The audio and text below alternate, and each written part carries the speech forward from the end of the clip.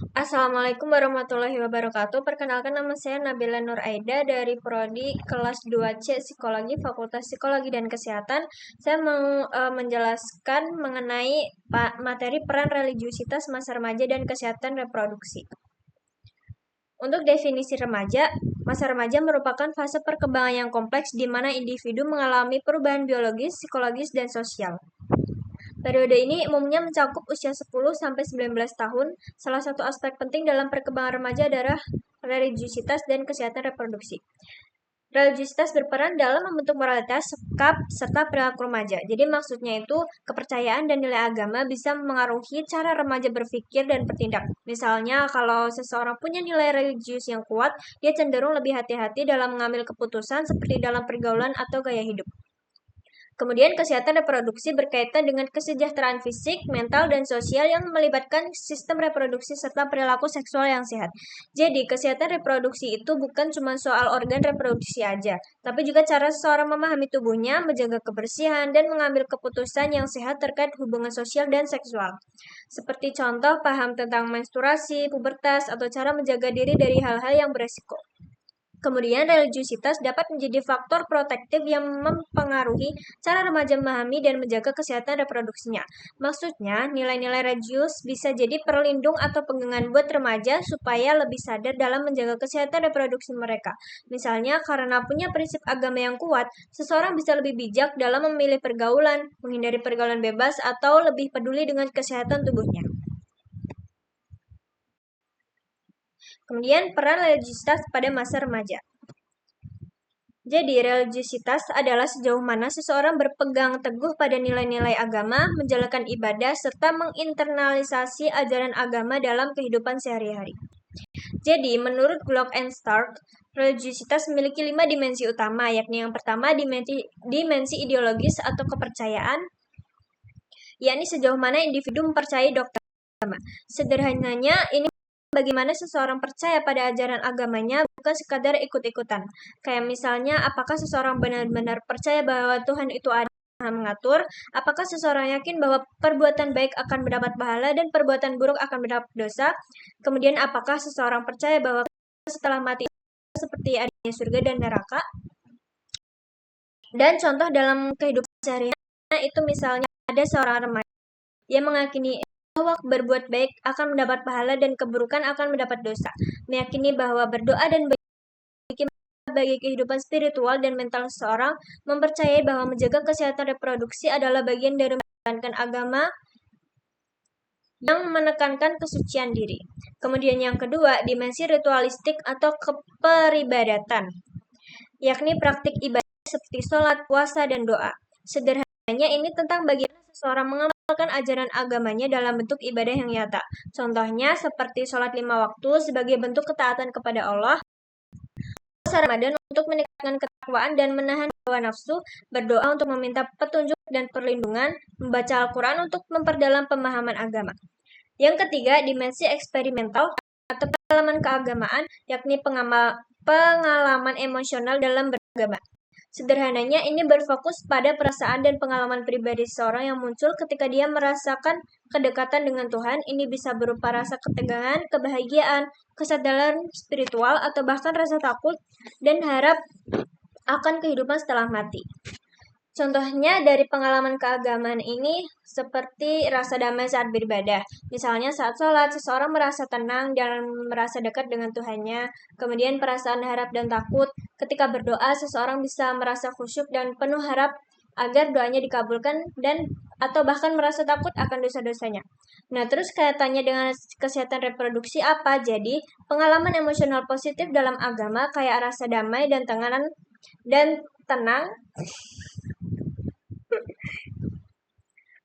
pas kita lagi doa atau ibadah tuh sebenarnya kita bantu banget buat ngatur stres dan emosi kita. Ini juga bisa bikin kita jadi lebih mikir 2 kali buat jaga diri, termasuk soal hubungan seksual yang sehat dan menghindarinya hal-hal yang beresiko. Terus rasa takut doa sama keyakinan kalau berbuat buruk tuh bakal ada dampaknya di akhirat juga, terus bikin kita jadi lebih hati-hati buat jaga kesehatan reproduksi. Dan lanjut yang keempat, dimensi intelektual atau pemahaman agama, yakni pengetahuan individu tentang ajaran agama. Jadi, ini tuh mengacu pada sejauh mana seseorang memahami ajaran agama secara rasional dan intelektual, termasuk pengetahuan tentang teks-teks agama, prinsip-prinsip moral, dan ajaran-ajaran agama yang mendalam. Misalnya, seseorang yang bisa menjelaskan isi Al-Quran atau hadis, bukan hanya sekadar menghafal ayat, tapi juga mengerti maknanya dan bagaimana menerapkannya dalam kehidupan sehari-hari. Dan yang terakhir, yang kelima, yakni dimensi konsekuensial atau dampak dalam kehidupannya. Jadi ini tuh pengaruh agama dalam perilaku sehari-hari. Jadi ini tentang seberapa besar agama mengaruhi keputusan, tindakan, dan sikap seseorang dalam kehidupan sehari-hari. Misalnya, ajaran agama yang mengajarkan untuk menghindari hubungan seksual di luar nikah akan mempengaruhi untuk menjaga diri dan tidak terlibat dalam perilaku berisiko yang bisa membahayakan kesehatan reproduksinya. Kita lanjut ke peran religiusitas dalam perkembangan remaja. Yang pertama ada membentuk identitas dan moralitas. Jadi, remaja yang aktif dalam kegiatan keagamaan cenderung memiliki prinsip moral yang kuat. Nilai-nilai agama membantu dalam menentukan sikap terhadap berbagai tantangan sosial termasuk kesehatan reproduksi. Misalnya ada remaja yang aktif ikut kajian agama dan sholat 5 waktu. Nah dia paham banget kan kalau agama ngajarin untuk menjaga kehormatan dan nggak terlibat dalam seks bebas. Jadi waktu dia ngajakin temen-temennya buat ikut-ikutan pacaran atau ikut ke pesta yang ada alkoholnya gitu, dia bisa mudah bilang, aku nggak mau karena itu nggak sesuai sama nilai agama dan aku pengen jaga diri aja. Lanjut yang kedua, yakni mengurangi perilaku berisiko. Jadi, remaja dengan tingkat religius yang lebih tinggi jarang terlibat dalam perilaku seks pranikah, penyalahgunaan narkoba, dan perilaku penyimpang lainnya. Keyakinan agama seringkali mengajarkan pentingnya menjaga kehormatan dan menjauhi perilaku yang berisiko. Jadi, misalnya ada seseorang remaja yang rajin ikut pengajian di masjid. Karena sering mendengar tentang pentingnya menjaga diri, jadi dia lebih berhati-hati dalam pergaulan dan gak mudah terpengaruh untuk mencoba hal-hal negatif seperti narkoba atau seks bebas tadi. Yang ketiga, memberikan dukungan sosial dan psikologis. Keterlibatan dalam komunitas agama memberikan lingkungan yang positif bagi remaja untuk bertumbuh. Dukungan sosial dari keluarga dan kelompok keagamaan dapat membantu remaja mengatasi tekanan sosial yang berkaitan dengan seksualitas. Maksudnya kalau remaja sering ikut kegiatan agama, dia ada di lingkungan yang positif dan dapat teman-teman yang mendukung. Terus kalau keluarga sama komunitas agamanya juga mendukung, dia bisa lebih kuat menghadapi tekanan dari pergaulan kayak soal pacaran. Dengan begitu dia jadi lebih mudah buat ngambil keputusan yang baik dan gak gampang terpengaruh ke hal-hal yang negatif. Dan yang terakhir, meningkatkan kontrol diri dan kesehatan mental. Religiusitas berperan dalam pengendalian diri terhadap dorongan impulsif. Remaja yang religius cenderung memiliki tingkat stres dan kecemasan yang lebih rendah. Studi oleh Santrok menunjukkan bahwa remaja dengan tingkat religiusitas yang tinggi memiliki tingkat stres yang lebih rendah dan lebih mampu mengontrol diri dibanding mereka yang kurang memiliki penganggaran religius. Kita masuk ke kesehatan reproduksi. Jadi, kesehatan reproduksi merupakan aspek krusial dalam kehidupan remaja, terutama dalam mencegah perilaku seksual berisiko dan penyakit menular seksual. Jadi, menurut WHO atau World Health Organization atau Organisasi Kesehatan Dunia, menyebutin bahwa kurangnya edukasi kegiatan reproduksi berkontribusi terhadap tingginya angka kehamilan remaja dan peningkatan infeksi menular seksual. Nah, kehamilan remaja itu di beberapa negara berkembang seperti India, Nigeria, Indonesia, Filipina, angka kehamilan remaja bisa mencapai 50-100 kelahiran per 1000 wanita usia 15-19 tahun. Angka ini bisa jauh lebih tinggi di beberapa wilayah dan ini tuh sangat beresiko karena kehamilan dan kelahiran di usia remaja itu bisa menimbulkan komplikasi kesehatan serius bagi ibu maupun bayi. Jadi komplikasi untuk ibu apa? Itu ada pendarahan pasca persalinan, yakni ibu yang melahirkan di usia muda, terutama yang masih dalam fase perkembangan fisik sekitar 10-19 tahun lebih berisiko mengalami pendarahan hebat setelah melahirkan. Kondisi ini bisa sangat membahayakan jika tidak segera ditangani dengan tepat. Terus, komplikasi untuk bayi itu yang pertama ada prematuritas atau kelahiran prematur. Bayi yang lahir dari ibu remaja lebih sering mengalami kelahiran prematur, yaitu lahir Sebelum usia kandungan mencapai 37 minggu, bayi prematur memiliki risiko lebih tinggi untuk mengalami gangguan pernafasan, keterlambatan perkembangan kayak keterlambatan dalam motorik.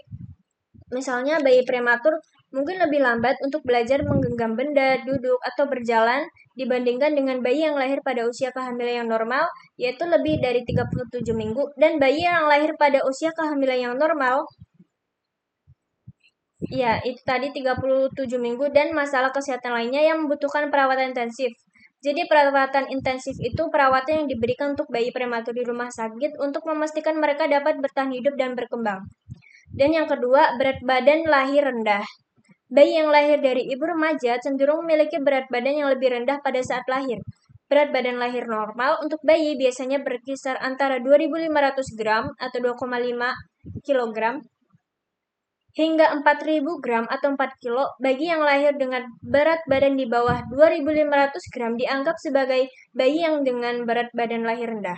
Bayi dengan berat badan lahir rendah berisiko mengalami kesulitan makan, masalah pernafasan, dan risiko tinggi terkena infeksi.